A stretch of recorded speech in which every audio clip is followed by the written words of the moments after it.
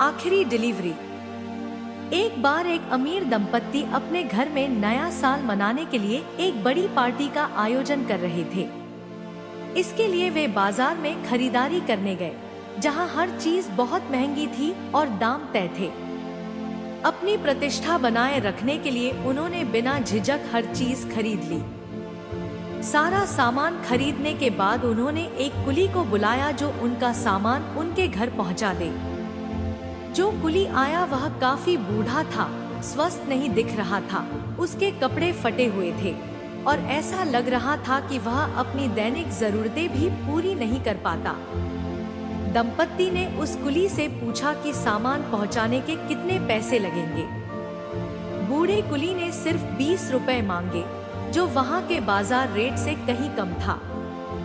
फिर भी उस अमीर दंपत्ति ने उस गरीब से मोलभाव किया और अंत में 15 रुपए में तय कर लिया।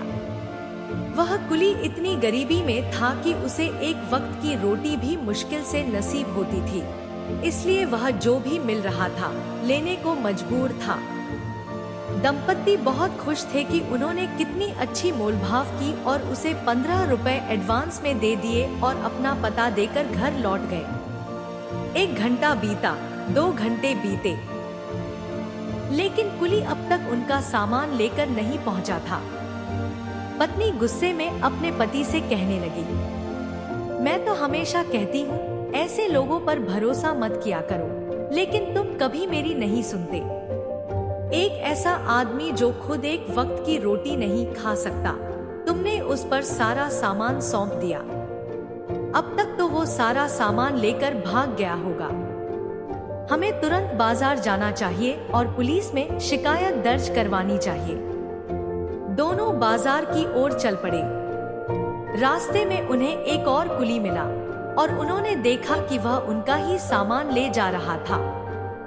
गुस्से में पत्नी चिल्लाई, कहाँ है वो बूढ़ा चोर? यह सारा सामान हमारा है और वही इसे लेकर आना था।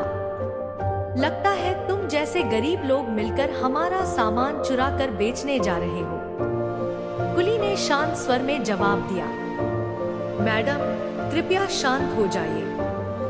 वह बूढ़ा आदमी पिछले 1 महीने से बीमार था। वह इतना कमजोर और भूखा था कि उसे एक वक्त की रोटी भी नसीब नहीं हो रही थी। वह आपका सामान लेकर घर की ओर चला था, लेकिन दोपहर की गर्मी में और बिना खाए वह आगे नहीं बढ़ सका।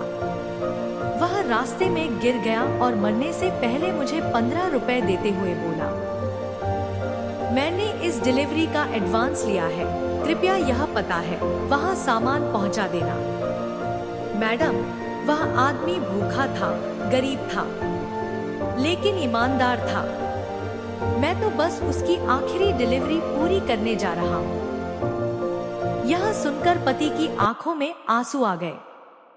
पत्नी इतनी शर्मिंदा हुई कि उसे अपने पति की आंखों में आंखें मिलाने की भी हिम्मत नहीं हुई।